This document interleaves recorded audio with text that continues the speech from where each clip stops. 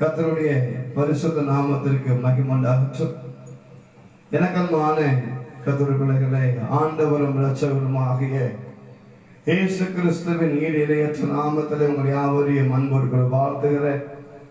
இன்றைக்கு தேவனுடைய வார்த்தைக்காக எழுந்து கொண்டதானே வேத பகுதியை நாம் தியானிக்க போகிறோம். வேதத்திலிருந்து இன்றைய தியானத்திற்காக எடுத்துக்கொண்ட வேத பகுதி அப்போஸ்தலனாகிய பவுல் எழுதின கொலோசியருடைய நிருபத்திலிருந்து நாம் வாசிப்போமாக. கொலோசியர் 1 அதிகாரம் 1 தொடர்ந்து நாம் வாசிக்க கேட்போமாக. கொலோசியர் 1 அதிகாரம் 1 நாம் தொடர்ந்து வாசிக்க கேட்போமாக.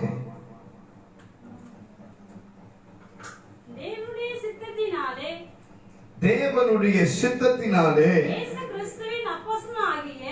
இயேசு கிறிஸ்துவின் அப்போஸ்தலனாகிய பவுலும் அப்போஸ்தலனாகிய தீமோத்தேயும்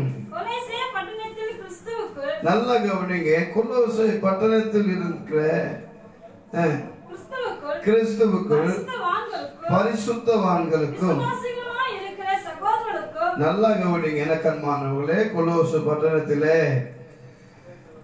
இருக்கிற 2 விதமான கூட்டத்திற்கு இந்த செய்தியை அப்போஸ்தலனாகிய பவுல் எழுதி அனுப்புகிறார். இந்த கொலோசியர் பட்டணத்தில் இருக்கிற 2 விதமான கூட்டத்திற்கு இந்த செய்தியை அப்போஸ்தலனாகிய பவுல் எழுதி அனுப்புகிறார்.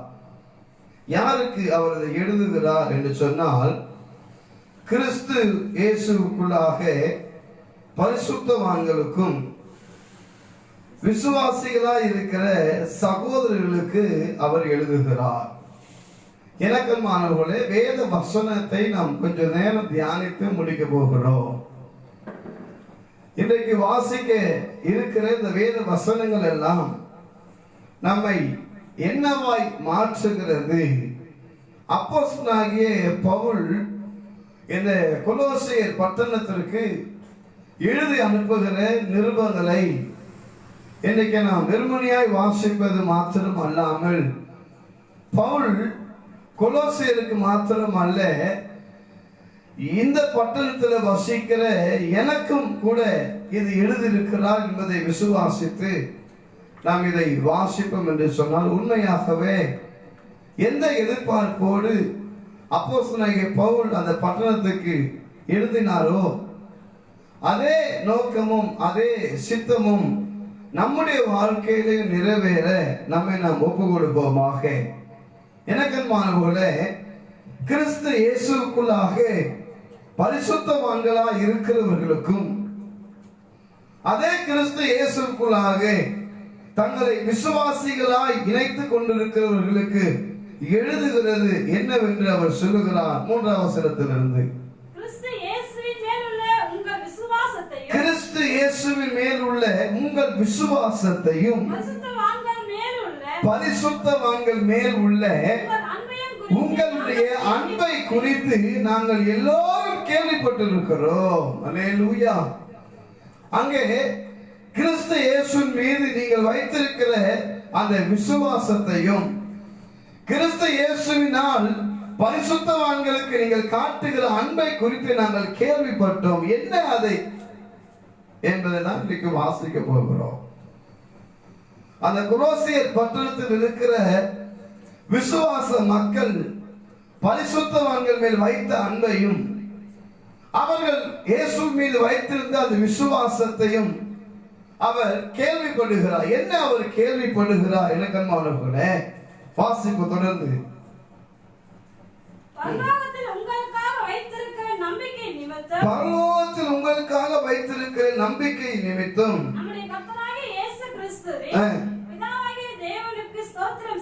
நான் ஸ்தோத்திரம் செலுத்தி எப்போதும் உங்களுக்காக வேண்டுதல் செய்து கொண்டிருக்கிறேன் என்று சொல்லுகிறார். அல்லேலூயா. எனக்கன்பானவர்களே, ஒரு தேவ மனிதன் ஒரு தேவ பிள்ளைகளுடைய செயலை பார்த்து பரலோகத்தில் இருக்கிற தேவனை ஸ்தோத்தரித்து ஆண்டவரை தொழுது கொள்ளுகிறார்.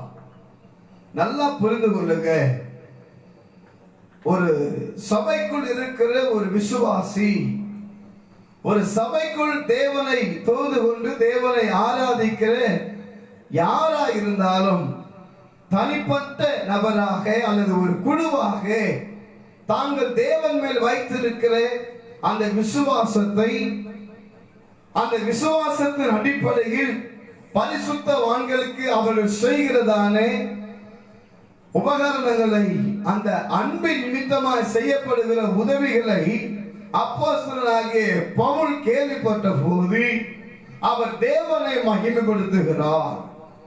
எதற்காக மகிமைப்படுத்துகிறார்? எனக்கமானவர்களே, தன்னலத்தோடு வாழ்கிற இந்த உலகத்திலே தான் நல்லா இருந்தால் போதும், தன்னுடைய குடும்பம் நல்லா இருந்தால் போதும் என்று எண்ணக்கூடிய இப்படிப்பட்ட கொடுமையான காலகட்டங்களிலே தேவனுடைய சுவிசேஷத்தை ஏற்றுக்கொண்டு ஆண்டவராகிய இயேசு கிறிஸ்துவை விசுவாசிக்கிற கூட்டத்தார் இன்றைக்கு அநேகருக்காக தன்னலம் பாராமல் உதவி கரத்தை நீட்டி அநேக விசுவாசிகள், அநேக பரிசுத்தவான்களை நேசித்து அவர்களுக்கு உதவியாக, துணையாக, ஆறுதலாக இருக்கிறார்களே என்பதை அவர்கள் கேட்ட போது நாங்கள் பிரசங்கித்த ஒரு வசனங்கள் கூட விருதாக போகவில்லை. அவைகள் ஒரு நல்ல பலனை கொடுத்திருக்கிறது என்பதை நினைத்து மனம் உகர்ந்து ஆண்டவருக்கு நன்றி சொன்னார்கள். கஞ்சதனமா இருக்கிறவர்கள் கூட ஆண்டவராக இயேசு கிறிஸ்துவை ஏற்றுக்கொண்ட பிறகு தாராளமாய் தேவனுக்காக கொடுக்கக்கூடிய ஒரு நல்ல நிலையை அமைத்துக் கொண்டார்கள். ஒருவருக்கும் உதவி செய்யவே நினைப்பு இல்லாதவர்கள் கூட அநேகருக்கு உதவிகளை செய்யக்கூடிய ஒரு நல்ல சூழ்நிலைகளை அவர்கள் உருவாக்கி கொண்டதை இந்த வேத புத்தகத்தில் நாம் காண முடியும். மாணவர்களே, இதை குறித்து இன்னமாய் கூட அங்க எழுதப்படுகிறார். எடுத்து வாசிப்போமாக 6ஆம் வசனத்திலிருந்து. அந்த நம்பிக்கையை குறித்து நீங்கள் முன்னமே சத்திய வசனமாகிய சுவிசேஷத்தினாலே கேள்விப்பட்டு இருக்கிறீர்கள். அந்த சுவிசேஷம் உலகம் எங்கும் பரம்பி உங்களிடத்திலும் வந்து நீங்கள் அதை கேட்டு தேவ கிருபையை சத்தியத்தின்படி அறிந்து கொண்ட நாள் முதல் அது உங்களுக்குள் பல தருகிறதா இருக்கிறது. அதை எங்களுக்கு பிரியமான உடன் வேலையாலும் உங்களுக்கு கிறிஸ்துவின் உண்மையான ஊழியக்காரமாகிய எபிராமிடத்திலே நீங்கள் கற்று அறிந்திருக்கிறீர்கள்.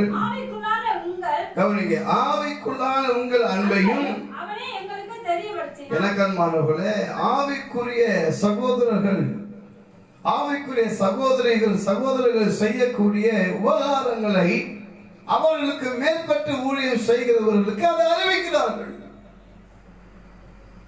என்ன ஒரு ஆச்சரியமான காரியம்! எனக்கன்மானவர்களே, இந்த வேத வசனத்தை நீங்கள் நன்றாய் கவனிப்பீர்கள் என்று சொன்னால், நீங்கள் வீடுகளிலே இந்த புத்தகத்தை முழுமையாக வாசிப்பீர்கள் என்று சொன்னால், அந்த பகுதியிலே அப்போஸ்தலனாகிய பவுல் எதை குறித்து சந்தோஷப்படுகிறார், எதை குறித்து ஆண்டவரை மகிமைப்படுத்துகிறார், அதற்கு காரணம் யார் என்பதையெல்லாம் நீங்கள் படித்து அறிந்து தேவனை மகிமைப்படுத்திக் கொள்ளுங்கள். எனக்கன்மானவர்களே, ஒரு சிலதை மாற்று நான் சொல்லுகிறேன்.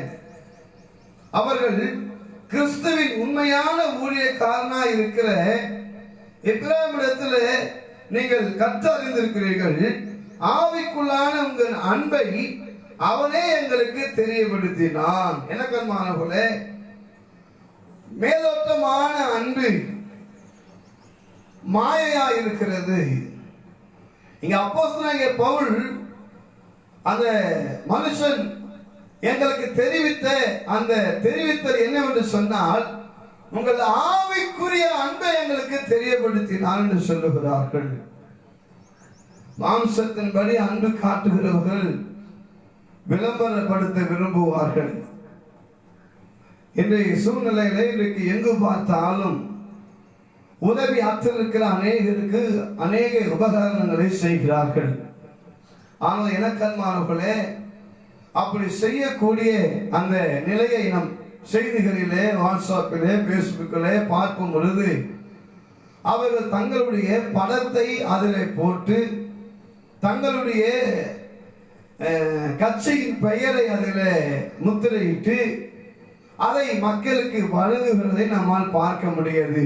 இது தங்கள் விளம்பரங்களுக்காக செய்யக்கூடியதாகவே நான் கருதுகிறேன்.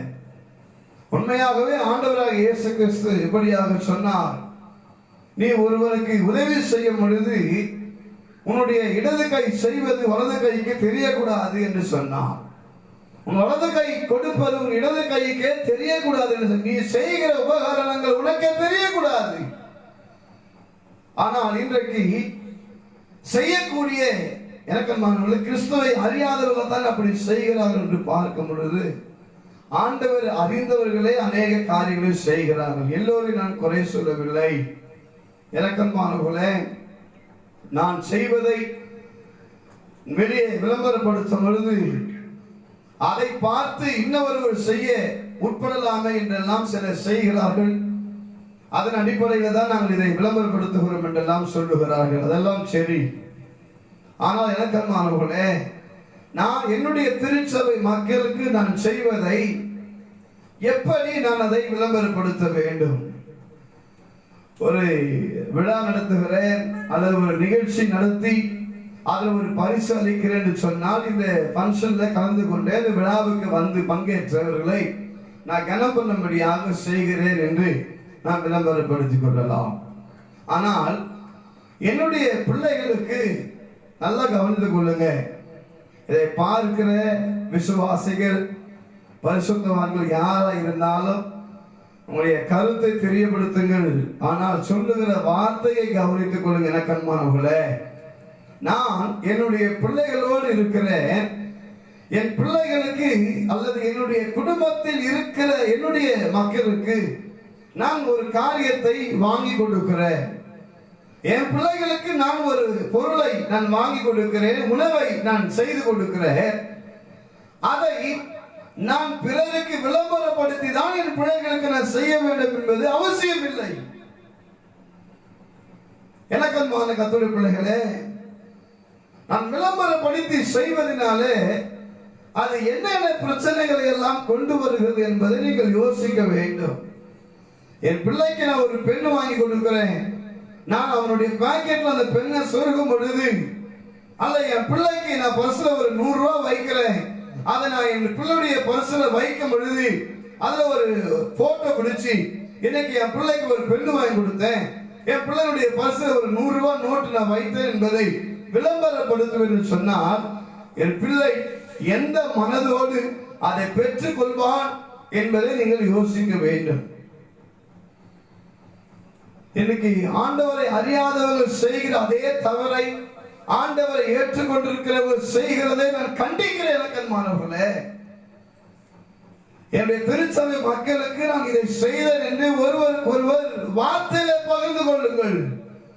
ஆனால் ஒருபோதும் அவர்களை நிற்க வைத்து அவர்கள் கை நீட்டி வாங்கக்கூடிய அந்த உதவிகரங்களை நான் விளம்பரப்படுத்துவேன் என்று சொன்னால், பிறர் பார்க்கும்படி விளம்பரம் செய்வேன் என்று சொன்னால், அது தேவனை மகிமைப்படுத்துமா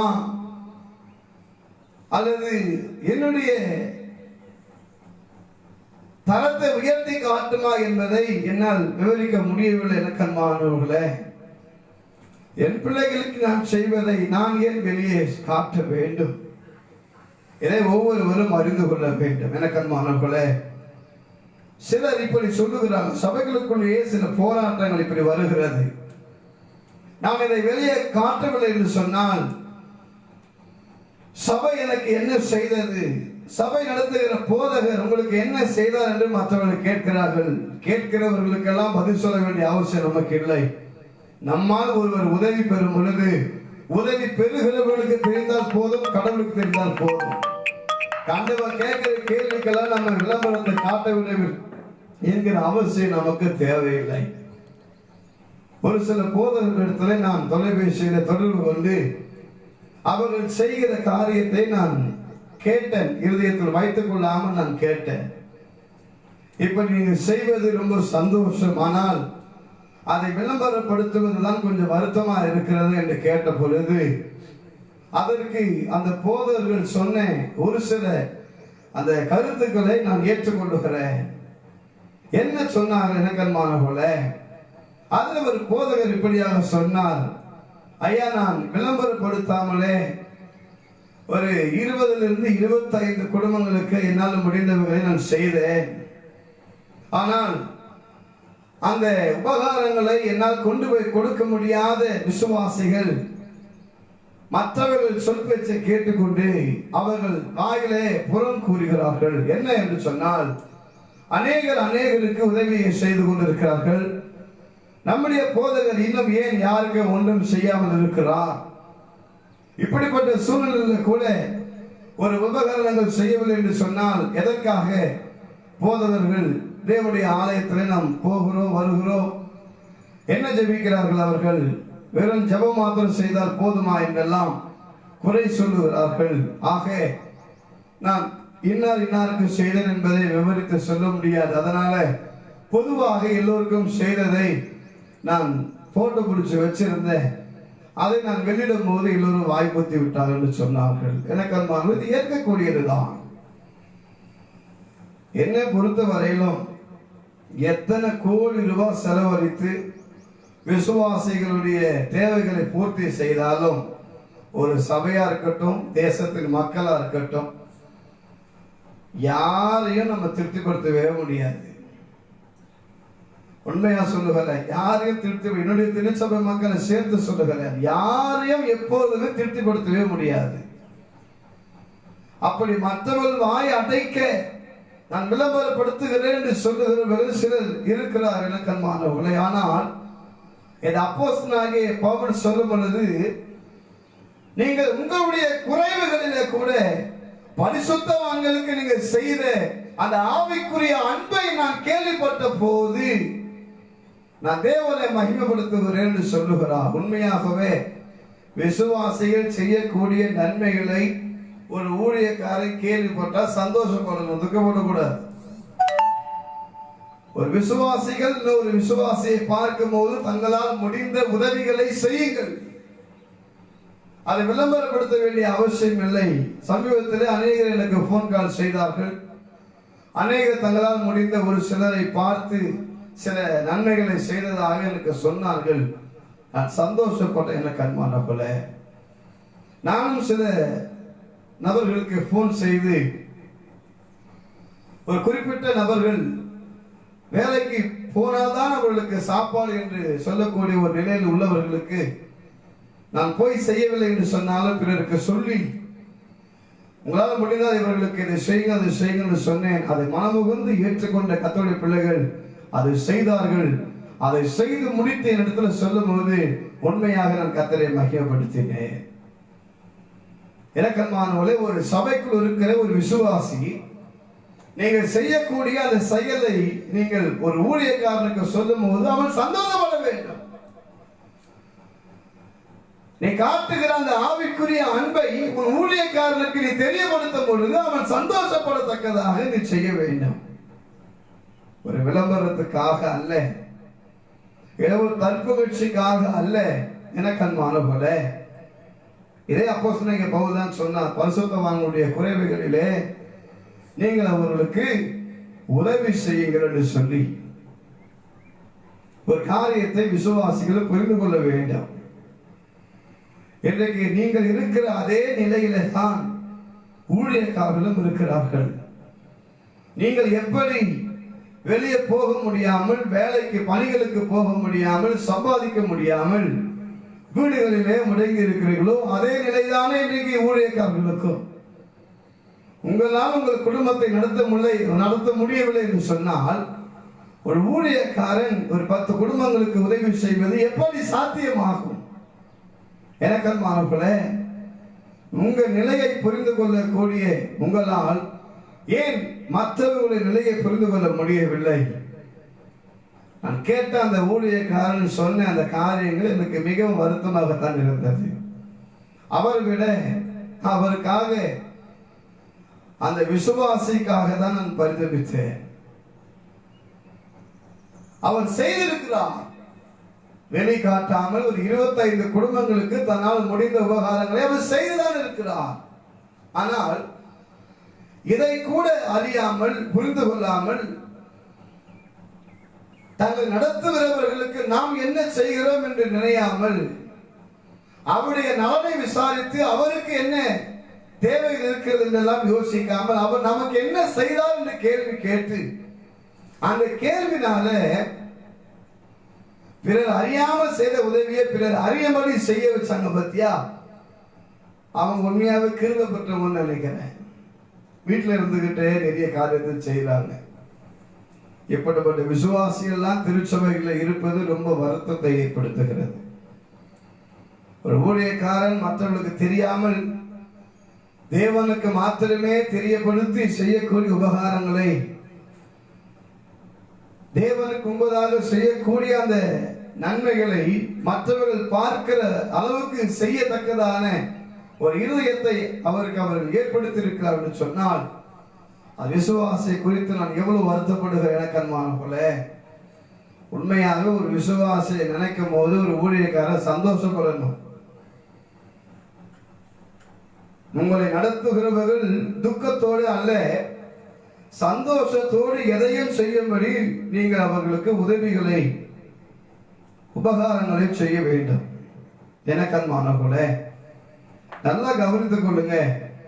இது அப்போஸ்தலனாகிய பவுல் தான் அறிவித்த சுவிசேஷத்தை குறித்து மற்றவர்கள் எப்படி இருக்க வேண்டும் என்பதை குறித்து அவர் சொல்லுகிறார். முதலாவது அவர் அவருடைய ஆவிக்குரிய அன்பை குறித்து சந்தோஷப்பட்டார். அவர்கள் விசுவாசித்து பரிசுத்தவான்களுக்கு காட்டின அன்பை குறித்து அவர் சந்தோஷப்பட்டார்.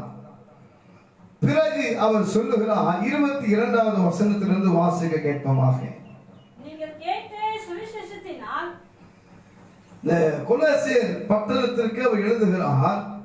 அந்த பரிசுத்தவான்களுக்கு அங்குள்ள விசுவாசிகளுக்கு அவர் எழுதுகிறார், நீங்கள் கேட்ட சுவிசேஷத்தினால் உண்டாகும் நம்பிக்கையை விட்டு அசையாமல் ஸ்திரமாயும் உறுதியாயும் விசுவாசத்திலே நிலைப்பீர்களானால் அப்படி ஆகும். எப்படி ஆகும்? எனக்கு அன்பானவர்களே, நீங்கள் கேட்ட சுவிசேஷத்தினாலே உண்டாகிற நம்பிக்கையிலே அசையாமல் நீங்கள் இருப்பீர்கள் என்று சொன்னால் அப்படி ஆகும். எப்படி ஆகும்? 20வது வசனத்திலிருந்து வாசிக்கலாம். ரொம்ப பிரியமாயிற்று. நல்லா கவனிக்க. முன்னே அந்நியர்களாயும் துர்க்கிரியைகளினால் மனதிலே சத்துருக்களாய் இருந்த உங்களையும் பரிசுத்தராகவும் குற்றமற்றவர்களாக தமக்கு முன்பாக நிறுத்தும்படியாக அவருடைய மாம்ச சரீரத்திலே அடைந்த மரணத்தினாலே இப்பொழுது ஒப்புரவாக்கினார். 23வது வசனம். அந்த சுவிசேஷம் கவனிங்க. அந்த சுவிசேஷம் வானத்தில் கீழே இருக்கிற சகல சிருஷ்டிக்கும் நம்மை பரிசுத்தவான்களாக குற்றமற்றவர்களாக தேவனுக்கு என்பதாக பிரியமாய் நிறுத்தியிருக்கிறார். இப்படிப்பட்ட நிலையிலே நம்மை நிறுத்தும்படியாக, இப்படிப்பட்ட ஒரு நிலையிலே உன்னை என்னை தேவனுக்குள் ஸ்திரமாய் நிற்க வைக்கத்தக்கதான சுவிசேஷத்தை பிரசங்கிக்க நான் ஊழியக்காரன் ஆனேன் என்று சொல்லுகிறார். ஒரு நல்ல ஊழியக்காரன் செய்ய வேண்டிய ஒரு காரியம், அப்போஸ்தலனாகிய பவுல் சொல்லுகிறார், முன்னே அந்நியராயும் துர்க்கணத்திலே மனதிலே சத்துருக்களாய் இருந்த உங்களை பரிசுத்தவான்களாக. உண்மையாகவே எனக்கும் என்னுடைய திருச்சபையிலே நான் சொல்ல முடியும், எத்தனை பேர் தேவனுக்கு முன்பதாக மாத்திரமல்ல மனிதனுக்கு முன்பதாகவும் சத்துருக்களாகவே வாழ்ந்திருக்கிறார்கள்.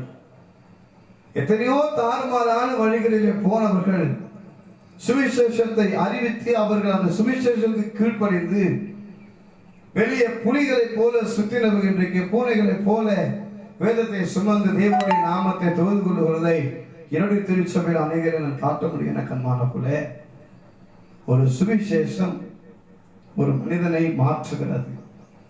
ஒரு சுவிசேஷம் நம்மை கிறிஸ்து இயேசுக்குள்ளாக குற்றமற்றவர்களாய் கொண்டு போய் நிறுத்துகிறது. காரணம், இதற்காகத்தான் ஒரு ஊழியக்காரனை கர்த்தர் தேர்ந்தெடுக்கிறார்.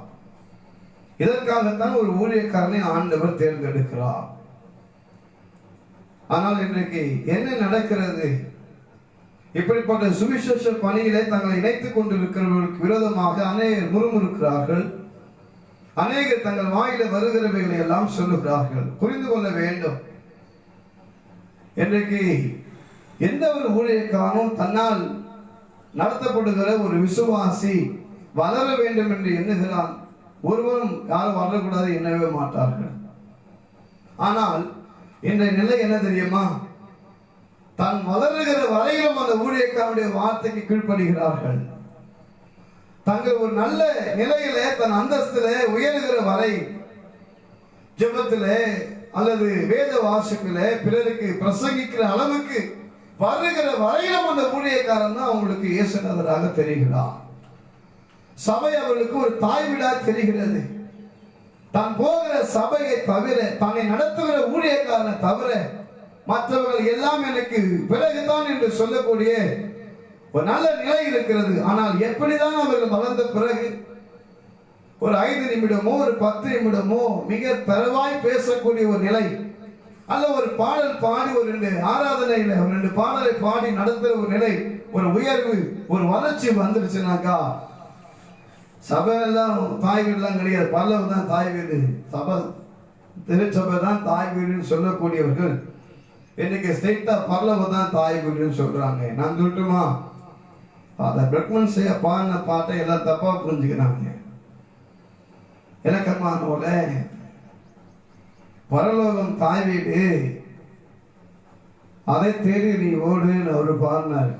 அவர் பாட்டா பாடினார். நல்லா புரிந்து கொள்ளுங்க. பரலோகம் நமக்கு தாய் வீடு இல்ல, தகப்பன் வீடு.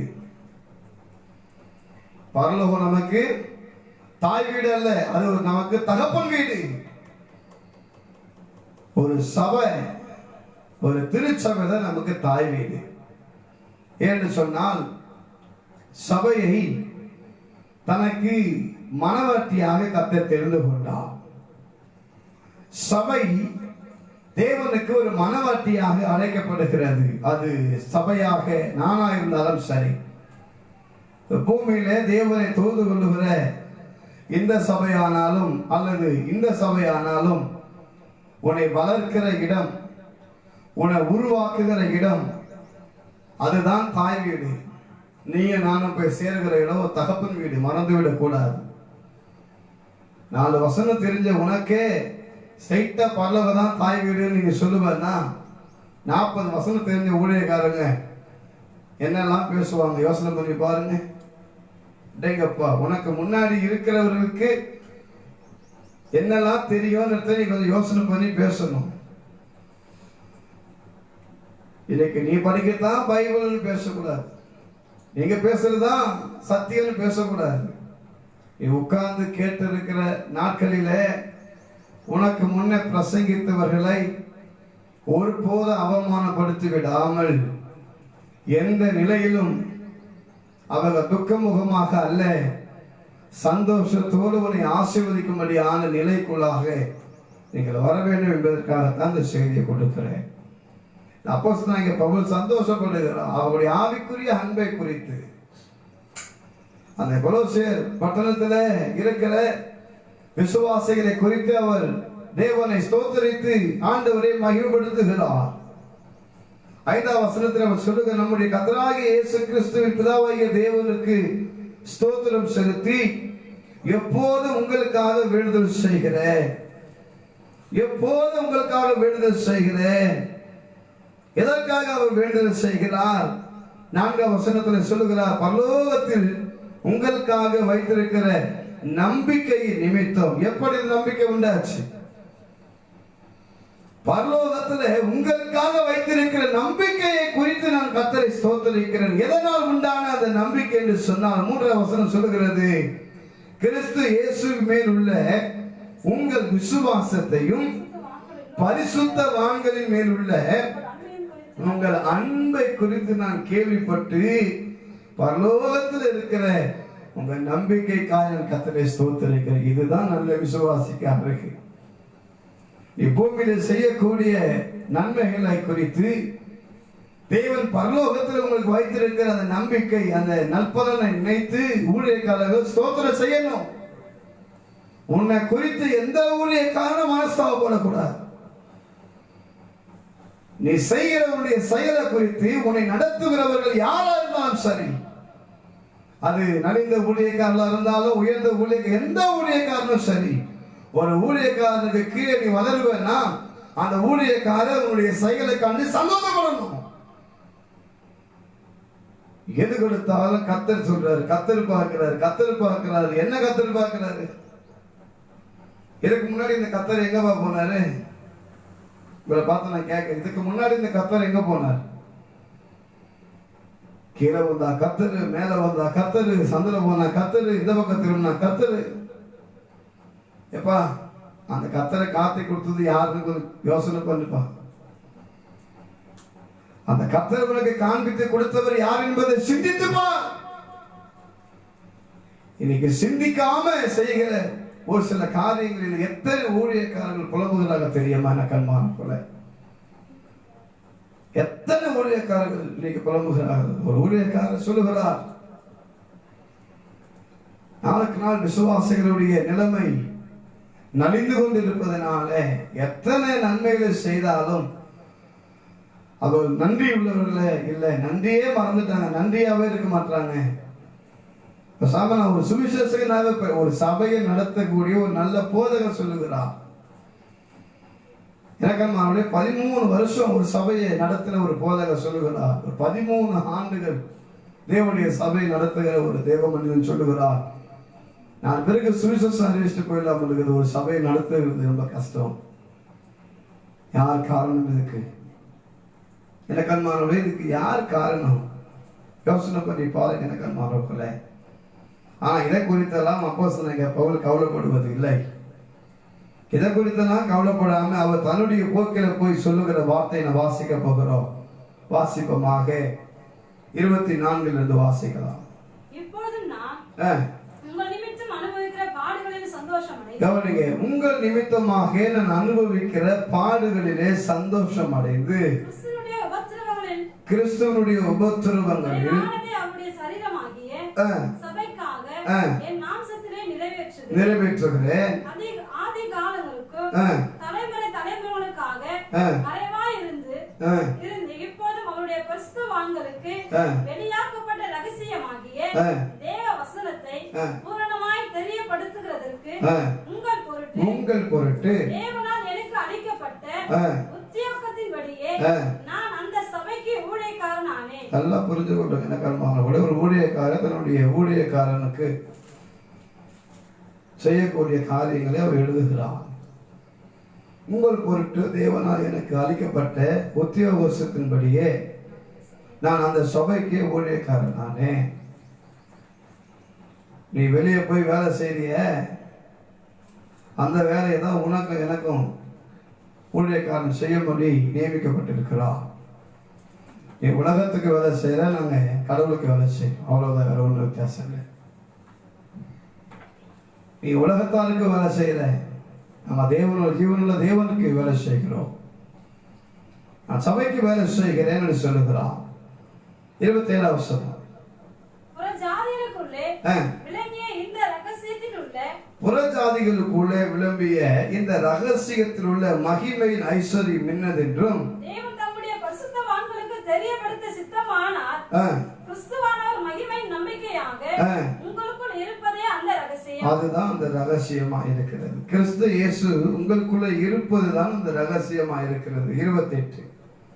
எந்த மனுஷனையும் கிறிஸ்து இயேசுவுக்குள் தேறினவனாக நிறுத்தும்படிக்கு அவரையே நாங்கள் அறிவித்து எந்த மனுஷனுக்கு புத்தி சொல்லி எந்த மனுஷனுக்கு நல்ல ஞானத்தோடு உபதேசம் பண்ணுகிறோம். நல்லா கவனிங்க எனக்கு அன்பானவர்களே, எதற்காக நாங்கள் கடிந்து பேசுகிறோம்? எதற்காக ஞானமாய் உங்களிடத்துல நாங்கள் பேசுகிறோம் என்று சொன்னால், கிறிஸ்து இயேசுக்குள்ள தேறினவர்களா இருக்கும்படியாகத்தான் பேசுகிறோம். ஏதோ வந்தையா, சொன்னதை கேட்டியா, நீ போயிட்டே இருடா அப்படின்னு சொல்ற நிலைமை இருக்கும் அப்படின்னாக்கா எங்களுக்கு பிரச்சனையே கிடையாது. நீ பாட்டு வந்தியா, ஜோம் பண்ணியா, போயிட்டே இருக்க வேண்டியதுதான். ஆனா ஒவ்வொரு முறையும் நீ செய்யக்கூடிய தவறுகளை சொல்லி சொல்லி சொல்லி இன்னைக்கு அப்போஸ்தலனாகிய பவுல் சொன்னது போல எல்லா ஊழியக்காரரும் ஒரு நிலைமைன்னா, இன்னைக்கு ஒரு ஊழியக்காரனா பார்க்கறத விட விசுவாசிங்க சத்துருவாவே பார்க்கிறான். ஆனா அதை குறித்தெல்லாம் பவுல் வருத்தப்படுவதே கிடையாது. அவர் சொல்லும் போது சொன்னார், சத்தியத்திற்காக நான் சத்துருவாய் மாறினாலும் பரவாயில்லை என்று சொன்னார். ஆனா இதெல்லாம் எதற்காக என்று அவர் சொல்லும் போது எனக்கன்மான போல வாசிப்போமே, அதை மீண்டும் மக்கள் வாசிக்கலாமே. எந்த மனுஷனையும் கவனிங்க, 28வது வசனத்தில் அவர் சொல்லுகிறார், நீ புதுசா ரசிக்கப்பட்டு சபைக்கு வந்திருக்கிறியோ, இல்ல ஆதி முதலாவே ரசிக்கப்பட்டு ஆண்டுக்குள்ளாக வந்த மனுஷன், எந்த மனுஷனையும் கிறிஸ்து இயேசுக்குள்ளாக நீ தேறினவனாய் இருக்கும்படி அவரையே நாங்கள் உங்களுக்கு அறிவித்து பிரசங்கம் செய்கிறோம் என்று சொல்லுகிறோம். இலக்கணமான போல எதற்காக கிறிஸ்து இயேசுவை குறித்து உங்களுக்கு உபதேசிக்கிறோம், எதற்காக கிறிஸ்து இயேசுவை குறித்து நாங்கள் உங்களுக்கு தெளிவுபடுத்துகிறோம் என்று சொன்னால், நீங்கள் கிறிஸ்து இயேசுக்குள்ளாக தேறினவர்களாக இருக்கும்படியாகத்தான் சொல்லுகிறோம். இன்னும் கூட இந்த அப்போஸ்தலனாகிய பவுல் கலாத்தியருக்கு புத்தகத்தில் கொஞ்சம் தெளிவாய் இதை குறித்து பேசுவார். எதை குறித்து அவர் பிரசங்கிக்கிறார், எதை குறித்து அவர் உபதேசிக்கிறார் என்று பார்ப்போம் என்று சொன்னால், எடுத்து வாசிக்க கேட்போமாக. கலாத்தியர் 5ஆம் அதிகாரம், கலாத்தியர் 5ஆம் அதிகாரம் 13வது வசனத்திலிருந்து நீங்க 17ஆம் வசனம் வரையில வாசிக்க கேட்போம். வேகமா வாசிக்கும். எல்லாரும் வேதாகமத்தை திறந்து படியுங்கள். விளக்க நேரம் இல்லை, நேரம் ஆயிடுச்சு, முடிக்க போகிற வசனத்தை நினைவில் கொள்ளுங்கள். கலாத்தியருக்கு புத்தகம் 5ஆம் அதிகாரம் 13, 14, 15, 16, 17 வசனங்களை நீங்கள் வீடுகளிலே தியானியுங்கள். வாசிக்க கேட்போமாக. நீங்கள் சுயாதீனத்திற்கு அழைக்கப்பட்டீர்கள். இந்த சுயாதீனத்தை நீங்கள் மாம்சத்திற்கு ஏதுவாக அனுசரியாமல் அன்பினாலே ஒருவருக்கொருவர் ஊழியம் செய்யுங்கள். அன்பினாலே ஒருவருக்கொருவர் ஊழியம் செய்யுங்கள். உன்னிடத்திலே நீ அன்பு கூறுவது போல பிறரிடத்திலே நீ அன்பு கூறுவாயாக என்ற இந்த ஒரே வார்த்தையிலே நியாய பிரமாணம் முழுவதும் நிறைவேறும். நீங்கள் ஒருவரை ஒருவர் கடிந்து பட்சித்தீர்களானால் அழிவீர்கள். அப்படி ஒருவரை ஒருவர் அழிக்கப்படாதபடி எச்சரிக்கையாய் இருங்கள். பின்னர் நான் சொல்லுகிறது கவனிங்க, அவர் சொல்லுகிறார், நான் உங்களுக்கு சொல்லுகிறது என்னவென்றால், ஆவிக்கேற்றபடி நடந்து கொள்ளுங்கள். ஆவிக்கேற்றபடி நடந்து கொள்ளுங்கள். அப்போது மாம்ச இச்சை நிறைவேற்றாது இருக்கும். மாம்ச இச்சை நிறைவேறாது இருக்கும். மாம்சம் ஆவிக்கு விரோதமாகவோ ஆவி மாம்சத்துக்கு விரோதமாகவோ இச்சிக்கிறது. நீங்கள் செய்ய வேண்டும் என்று இருக்கிறவர்களை செய்யாதபடிக்கு இவைகள் ஒன்றுக்கொன்று விரோதமாக இருக்கிறது. அல்லேலூயா. எல்லாம் புரிந்து கொள்ளுங்க நண்பர்களே. இது ஆவிக்கும் மாம்சத்துக்கும் உள்ள வித்தியாசம் என்னன்னா, ஏன் நீங்க ஆவிக்குரிய பிள்ளைகளா இருக்க வேண்டும், ஆவிக்கேற்ற வழியிலே, ஆவிக்குரிய அன்பிலே, ஆவிக்கேற்ற குணங்களிலே இருக்க வேண்டும் என்று ஏன் பவுல் அவசியப்படுத்துகிறார்? இந்த மாம்சம் என்ன செய்யுமா, நீ செய்ய வேண்டும் என்று நினைக்கிறவைகளை, செய்ய வேண்டும் என்று விரும்புகிறவைகளை செய்யக்கூடாதபடி தடுத்து நிறுத்தக்கூடிய ஒரு நிலைமை மாம்சத்துக்குரிய நிலைமை. ஒருவருக்கு நம்ம ஒரு 10 ரூபாய் உதவலாம் என்று நாம் ஆவியானவரால் ஏவப்படுறோம். இந்த மாம்சம் என்ன செய்யணும்னாக்கா, இவங்களுக்கு செய்யறது இவங்களுக்கு செய்யலாமே, சரி நாளைக்கு செய்வோமே, அவங்க என்ன இருக்குதா இல்லையா நமக்கு தெரியுமோ தெரியாது, ஏதாச்சும் ஒரு யோசனை கொண்டு வந்து நிறுத்திடும். அதனால்தான் அந்த அப்போஸ்தலனாகிய பவுல் சொல்றாரு, நீ மாம்சத்துல இருந்தாக்கா தேவ சித்தத்தை நிறைவேற்றவே முடியாது. அதனால ஆவிக்குரிய அன்பிலே, ஆவிக்குரிய அந்த நடத்துதலில் நீங்கள் இருக்க வேண்டும் என்று அவர் சொல்லுகிறார். எனக்கன்மானவர்களே, அவர் சொல்லும் போது 18ஆம் வசனத்தை வாசித்து படிப்போமாக. நீங்கள் ஆவிக்குரிய பிள்ளைகளாக நடத்தப்படுவீர்கள் என்று சொன்னால் நியாய பிரமாணத்துக்கு கீழ்ப்பட்டவர்கள் அல்ல, ஆவியினாலே நடத்தப்படுவீர்களானால் நீங்கள் நியாய பிரமாணத்துக்கு கீழ்ப்பட்டவர்கள் அல்லவே. ஏன்னா ஆவிக்குரியவன் நல்லதான் யோசிப்பான், ஆவிக்குரியவன் நலமானதை செய்ய உட்படுவான். மாம்சத்துக்குரியவன் எதை செஞ்சாலும் குறை சொல்லுவான். எப்போ ஒருவர் செய்யற உதவியை ஒருத்தர் விமர்சனம் பண்ணி, எப்போ ஒருத்தருக்கு செய்ய வேண்டிய உபகாரத்தை ஒருத்தன் அதுல ஒரு குற்றத்தை கண்டுபிடிக்கிறானோ அவன் ஆவிக்குரியவனுக்கு இல்லை, அவன் மாம்சத்துக்குரியவன். அவனை குறித்தெல்லாம் யோசித்து பேச வேண்டிய அவசியமே கிடையாது. நாள் முடிந்த வரை விளம்பரப்படுத்தி செய்தால் மட்டும்தான். விளம்பரப்படுத்துகிற எல்லாவற்றையும் நான் குறை சொல்லவில்லை. எனக்கு அன்பானவர்களே, நான் மீண்டுமாய் கூட சொல்லுகிறேன், அநேகருடைய அந்த வார்த்தைகளை நான் ஏற்றுக்கொள்ளுகிறேன். நாம் செய்வதனாலே பிறர் பார்க்கும் பொழுது நாமும் இதை செய்யலாமே என்கிற எண்ணம் பிறருக்கு வர வேண்டும் என்பதற்காகத்தான் நாங்கள் விளம்பரப்படுத்துகிறோம் என்று சொல்லுகிறார்கள். நான் அதை தலைவணங்கி வரவேற்கிறேன். ஆனால் அந்த நிலையை தாண்டி சில செய்கிற செயலை தான் என்னால் சகிக்க முடியவில்லை. எனக்கு ஒரு நல்ல ஊழியக்காரர் பிடிக்கும். எனக்கு அன்பானவர்களே, சமீபத்தில் 2-3 நாளுக்கு முன்னாடி கூட என்னுடைய வாட்ஸ்அப்பில் அந்த விளம்பரம் வந்தது. நிறைய அரிசி மூட்டைகள் வாங்கி வீட்டுக்கு தேவையான பதார்த்தங்கள் எல்லாம் வாங்கி குடும்பத்துக்கு கொடுக்க வேண்டிய எல்லா பொருட்களை சபைகளில் வைத்து அவர் முழங்கால் பண்ணிட்டு ஜெபிக்கிறார். நல்ல ஒரு வரவேற்கக்கூடிய ஒரு சம்பவம். அவர் நிறைய பொருளை வாங்கி சபைக்குள்ள வைத்து விட்டு அதற்காக ஜெபிக்கிறார். இதையெல்லாம் மக்களுக்கு கடவுள் ஆசீர்வாதத்தை கொடுக்க வேண்டும் என்று சொல்லி அவர் ஜெபிக்கிற அந்த ஒரு ஸ்டில் அவருடைய பேஸ்புக்கில் அனுப்பி வைத்தார். அது கீழே அவர் எழுதும் போது சொல்லியிருந்தார், இதை வாங்குகிற தேவனுடைய பிள்ளைகள் குறைவில்லாமல் ஆஸ்வதிக்கப்படணும், இதற்காக ஜெபியுங்கள் என்று சொல்லி அனுப்பி வைத்திருந்தார். ஆனால் அதை யாருக்கு கொடுத்தார் என்கிறதான எந்த ஒரு புகைப்படமும் அவர் வெளியிடவே இல்லை. தன் சபையில வைத்து அதை பொதுவாக ஆட்களே இல்லாமல் அவர் தன்னோடு கூட ஒரு 2 நபர்களை மாத்திரம் வைத்து கையில உயர்த்தி ஜெபிப்பதை காட்டினார். ஆனால் அதை எத்தனை குடும்பத்திற்கு யாருக்கு எப்படி பகிர்ந்து கொடுத்தார் என்பதெல்லாம் தெரியவில்லை. உண்மையாகவே கொடுக்க போகிறோம் என்பதை என்னை போன்றவர்களுக்கு தெரியப்படுத்தினார். இத்தனை பேருக்கு தான் கொடுத்தேன் என்பதை மனுஷனுக்கு தெரியப்படுத்தவில்லை, கர்த்தருக்கு தெரியப்படுத்தினான். இதை வரவேற்கிறேன். எனக்கு அன்பானவர்களே, உண்மையாகவே நான் வரவேற்கிறேன். செய்யக்கூடிய அந்த நிலைமையை பார்க்கும்பொழுது உண்மையாகவே ஒரு சில ஊழியக்காரர்கள் அவங்க வந்து நிற்கிறத அவங்க கையில கூட கொடுக்கல, சும்மா அப்படி தூக்கி கொடுக்குறாங்க. வாங்குறவங்க ரொம்ப பாவம் பரதோமா கீழே குஞ்சு வாங்குறாங்க. அரசியல்வாதிக்கும் ஊழியக்காரங்க வித்தியாசம் எல்லாம் போயிடுச்சு. அரசியல்வாதி செய்யற அதே வேலையை ஊழியக்காரனும் செய்யறாங்க. தயவு செய்து ஊழியக்காரர்களாக இருக்கிறவர்கள் தேவனை மட்டும் பிரியப்படுத்த பிறருக்கு உபகாரம் செய்யுங்க.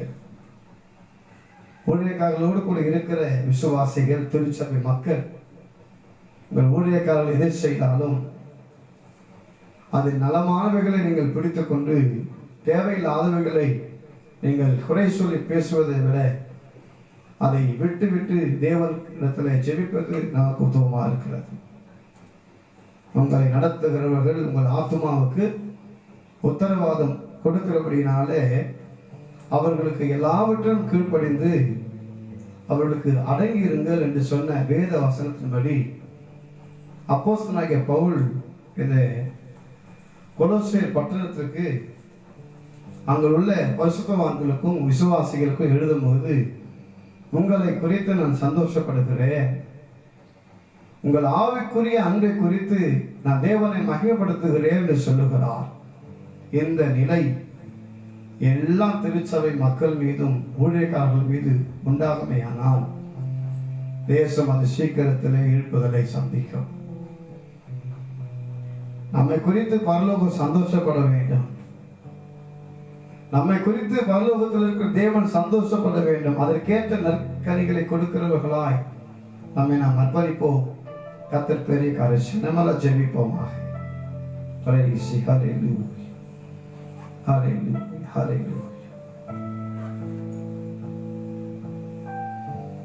நீ போகும் பாதையை அறிவாயோ, என் தேவன் உன்னை நடத்திடுவார். உன் பாதம் கல்லில் இடராமல் காத்து, உன் பாதம் கல்லில் இடராமல் காத்து, தம் கரங்களில் உன்னை ஏந்திடுவார். தம் கரங்களில் உன்னை ஏந்திடுவார். என்னோடு சேர்ந்து உன்னத தேவன் உன்னுடன் இருக்க உள்ளமே கலங்காதே. உத்தமரேசு துணையாக இருக்க, உத்தமரேசு துணையாக இருக்க உள்ளமே பயப்படாதே. உத்தமரேசு துணையாக இருக்க உள்ளமே பயப்படாதே. உன்னத தேவன் உன்னுடன் இருக்க உள்ளமே கலங்காதே. உத்தமரேசு துணையாக இருக்க உள்ளமே பயப்படாதே.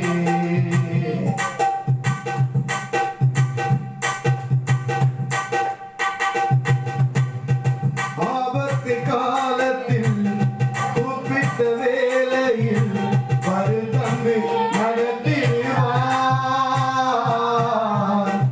ஆபத்து காலத்தில் கூப்பிட்ட வேளையில் பதில் தந்து நடத்திடுவார். மட்டும் காத்து இம்மானுவேலன், இம்மட்டும் காத்து இம்மானுவேலன் இனியும் காத்திடுவார். உன்னை இனியும் காத்திடுவார். இம்மட்டும் காத்து இம்மானுவேலன், இம்மட்டும் காத்து இனியும் காத்திடுவார். உன்னை இனியும் காத்திடுவார்.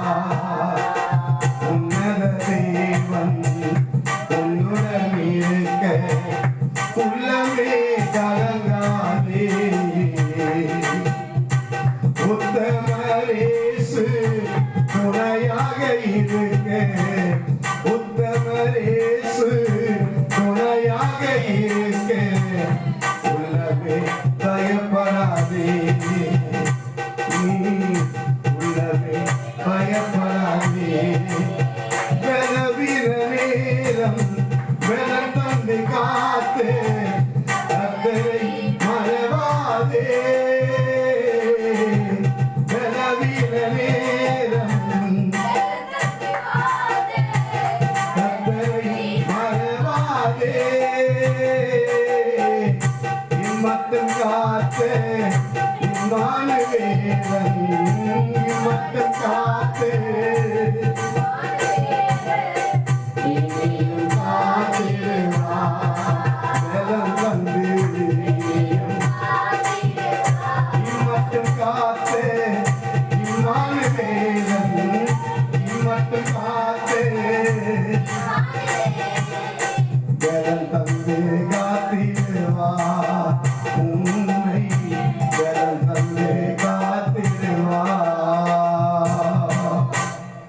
எனக்கு அன்பான கர்த்தர் பிள்ளையே, தேவனுடைய நாமத்தினாலே நாம் எதை செய்தாலும் தேவனுக்கு என்று நல்மனதோடு செய்வோம். கர்த்தர் பெருக்கார செய்வார். எங்கள் அதிகமா நேசிக்கிற அன்பின் பரலோக பிதாவே, உலக ரட்சகராம் இயேசு கிறிஸ்துவின் ஈடு இணையற்ற நாமத்தினாலே தகப்பனே, இந்த மதிய வேளையில இந்த நாமத்தை உயர்த்தி மகிமைப்படுத்த எங்களுக்கு பாராட்டும் கிருபைக்காய் நன்றி சொல்லுகிறோம்.